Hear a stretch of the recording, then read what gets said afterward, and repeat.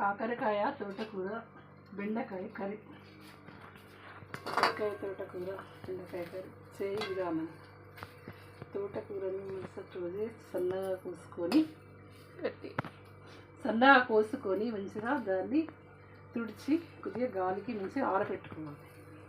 తర్వాత బెండకాయలు కాకరకాయలు వేరుగా సన్నంగా కోసుకోవాలి. పొడుగులైనా సరే గుండ్రగా అయినా సరే కోసుకొని కాకరకాయలు మంచి దొడ్డు కడాయిలో వేయించుకొని ఆయిల్ వేయాలి. ఆయిల్ బాగానే పడుతుంది.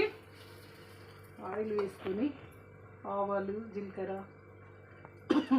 కాస్తంత మినపప్పు వేసి ఇంగువ వేసి పసుపు వేసి ఫస్ట్ కాకరకాయలు వేయించుకోవాలి. కాకరకాయలు కొంచెం వేగిన తర్వాత కొంచెం మెల్లగా వేగాలి.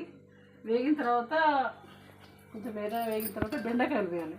బెండకాయలు కూడా కొంచెం వేగిన తర్వాత అప్పుడు తోటకూర వేసి మంచిగా బాగా కలపాలి. మూత పెట్టద్దండి. మూత పెడితే మళ్ళీ నీరు ఊరుతుంది, ఫ్రై కాదు.